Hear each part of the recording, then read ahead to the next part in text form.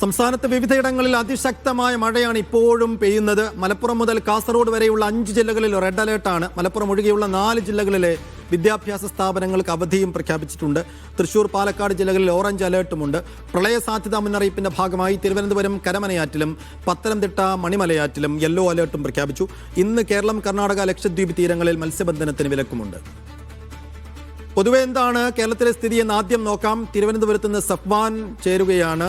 ഒപ്പം കോഴിക്കോട്ട് നിന്ന് ടി അനീസ് അലിയും തൃശ്ശൂരിൽ നിന്ന് നട്ടരാജ് പരശുരാം നമ്മോടൊപ്പം ഉണ്ടാകും. ആദ്യം സഫ്വാനിലേക്ക്. സഫ്വാൻ, ഇന്നിപ്പോൾ 5 ജില്ലകളിൽ റെഡ് അലേർട്ടാണ്.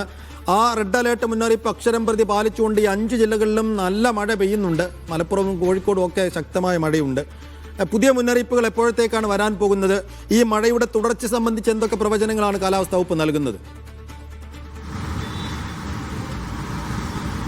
സൈഫുദ്ദീൻ, കഴിഞ്ഞ ദിവസമാണ് ഈ കാലവർഷ പ്രഖ്യാപനം ഉണ്ടായിരുന്നത്. അതിനുശേഷം കേരളത്തിലെ 14 ജില്ലകളിലും വരുന്ന 5 ദിവസം ശക്തമായ മഴ മുന്നറിയിപ്പ് കാലാവസ്ഥാ വകുപ്പ് പ്രഖ്യാപിച്ചിരുന്നു.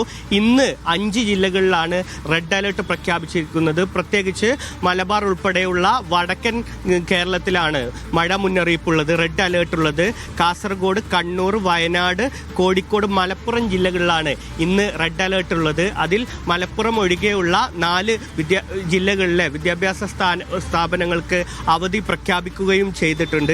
ഇതുകൂടാതെ പത്തനംതിട്ട, കോട്ടയം, ഇടുക്കി, എറണാകുളം, തൃശൂർ, പാലക്കാട് ജില്ലകളിൽ ഓറഞ്ച് അലേർട്ടും ഉണ്ട്. ഈ ജില്ലകളിൽ സൈഫ് സൂചിപ്പിച്ചതുപോലെ ശക്തമായ മഴ പെയ്യുന്ന സാഹചര്യമുണ്ട്. ഇതുകൂടാതെ പ്രാദേശികമായി ഓരോ 3 മണിക്കൂറിലും കാലാവസ്ഥാ വകുപ്പ് പുതിയ അലേർട്ടുകൾ പ്രഖ്യാപിക്കുന്നുണ്ട്. ഇപ്പോഴുള്ള അലേർട്ടിൽ ഏതായാലും മാറ്റം വരിക ഏതായാലും 1 മണിക്ക് ശേഷമായിരിക്കും. പുതിയ അലേർട്ടുകൾ പ്രഖ്യാപിക്കും. അതുകൂടാതെ നാളെ മലപ്പുറം, കോഴിക്കോട്, വയനാട് ജില്ലകളിൽ റെഡ് അലേർട്ട് തുടരുമെന്നും കാലാവസ്ഥാ വകുപ്പിന്റെ ഭാഗത്തുനിന്ന് മുന്നറിയിപ്പുണ്ട്. മലബാർ ജില്ലകളിൽ തന്നെയാണ് ഇത്തരത്തിൽ വലിയ മുന്നറിയിപ്പുള്ളത്. അതുകൂടാതെ തന്നെ കേരള തീരത്തും കർണാടക തീരത്തും ഇന്ന് മത്സ്യബന്ധനത്തിന് നിരോധനം ഏർപ്പെടുത്തിയിട്ടുണ്ട്. സ്വാഭാവികമായും കാലാവസ്ഥാ വകുപ്പുമായി ബന്ധപ്പെട്ട് പറയുന്നത് ജൂൺ മാസമാണ് കാലവർഷം ഔദ്യോഗികമായി പ്രഖ്യാപിച്ചതുമായി ബന്ധപ്പെട്ടുള്ള മുന്നറിയിപ്പാണ്. അതിനപ്പുറത്തേക്ക് പ്രളയ സാധ്യത ഉള്ള മുന്നറിയിപ്പുകളൊക്കെ കഴിഞ്ഞ ദിവസങ്ങളിൽ കാലാവസ്ഥാ വകുപ്പിന്റെ ഭാഗത്തുനിന്ന് ഉണ്ടായിട്ടുണ്ട്. വടക്കൻ കേരളത്തിലടക്കം അതിശക്തമായ മഴ പെയ്യുന്ന ഒരു സാഹചര്യമുണ്ട്. ടൂറിസ്റ്റ് കേന്ദ്രങ്ങളിലടക്കം ഈ മേഖലയിൽ നിരോധനം, അതത് കേന്ദ്രങ്ങളിൽ നിരോധനം പ്രഖ്യാപിച്ച ഒരു സാഹചര്യത്തിൽ കൂടിയാണ് നിലവിലുള്ളത്. ഏതാനും കാലാവസ്ഥാ വകുപ്പിന്റെ ഭാഗത്തുനിന്ന് വലിയ ജാഗ്രതാ നിർദ്ദേശങ്ങൾ, അവരുടെ ഹെൽപ്പ് ലൈനുകളൊക്കെ ഓണായി. ഈ കാലവർഷം എത്തിയതിനെ തുടർന്ന് ഹെൽപ്പ് ലൈൻ നമ്പറുകളൊക്കെ സജീവമായി നിൽക്കുന്ന ഒരു സാഹചര്യം കൂടിയാണ് നിലവിലുള്ളത്. സൈഫു, യെസ്, അതാണ് പൊതുവെയുള്ള സാഹചര്യം. കോഴിക്കോട്ടേക്ക് സവിശേഷമായി വരാം. ടി അനീസ് അലി വിശദാംശങ്ങളുമായി. അനീസ്, കോഴിക്കോട്ടും മലപ്പുറത്തും ഒക്കെ ഇന്നലെ തുടങ്ങിയ മഴയാണ്, അത് അങ്ങനെ നിന്ന് പെയ്യുകയാണ്. തുടക്കത്തിൽ തന്നെ എങ്ങനെയാണെങ്കിൽ വരും ദിവസങ്ങളിൽ എന്താകും അവസ്ഥ എന്ന ആദ്യമൊക്കെ നിലവിൽ നാട്ടുകാർക്കുണ്ട്. അപ്പോൾ ഈ കഴിഞ്ഞ ദിവസങ്ങളിൽ തുടർച്ചയായി പെയ്യുന്ന മഴയിൽ കോഴിക്കോട്ടിൻ്റെ മലയോര മേഖലകളിൽ കാര്യമായ നാശനഷ്ടങ്ങൾ റിപ്പോർട്ട് ചെയ്യപ്പെടുന്നുണ്ടോ? എന്താണ് വടക്കൻ ജില്ലകളിൽ കോഴിക്കോട്ടും മലപ്പുറത്തും ഒക്കെ മഴയുടെ പൊതുവെയുള്ള അവസ്ഥ?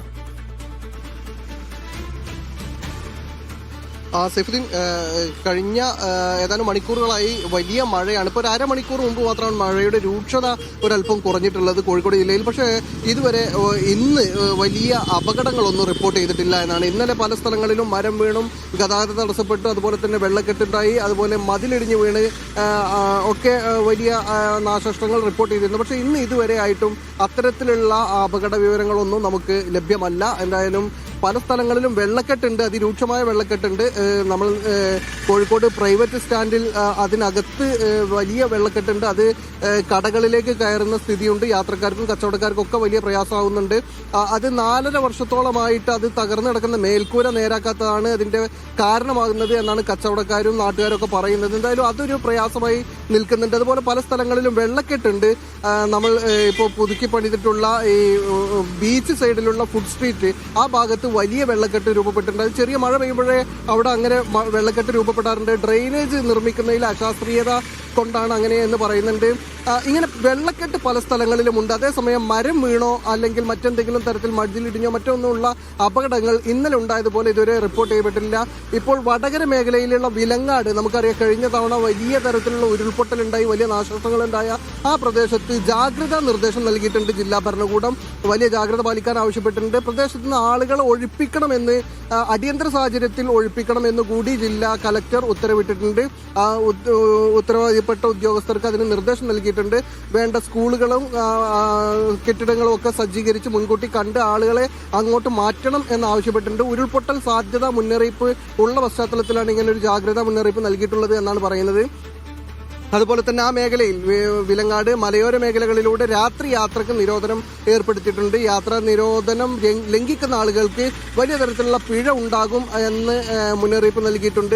ഇങ്ങനെ ആ ഒരു പ്രദേശത്ത് വലിയ ജാഗ്രതയ്ക്ക് നിർദ്ദേശം നൽകിയിട്ടുണ്ട് എന്നതൊഴിച്ചാൽ എന്തെങ്കിലും തരത്തിലുള്ള പ്രയാസങ്ങളൊന്നും ഇതുവരെ ജില്ലയിൽ നിന്ന് റിപ്പോർട്ട് ചെയ്യുന്നില്ല. പക്ഷേ സൈഫ് സൂചിപ്പിച്ചതുപോലെ തന്നെ വലിയ മഴയാണ് ഇന്ന് പുലർച്ചെ മുതലും ഇന്നലെ രാത്രി ഇന്നലെ പുലർച്ചെയും ഒക്കെ വലിയ തരത്തിലുള്ള മഴയുണ്ട്. 2 ദിവസം മഴ നിന്ന് പെയ്യുകയാണ്. എന്തെങ്കിലും അപകടങ്ങൾ ഉണ്ടാകുമോ എന്ന് വലിയ ആശങ്ക പരക്കെ സൈഫുദ്ദീൻ സൂക്ഷിച്ചതുപോലെ തന്നെ നാട്ടുകാർക്ക് എല്ലാവർക്കും ആ ഒരു ആശങ്ക ഉണ്ട്. പക്ഷേ നമുക്ക് ഇതുവരെ ആശ്വാസകരമായ വാർത്തകൾ മാത്രമാണ് നമുക്കുള്ളത്.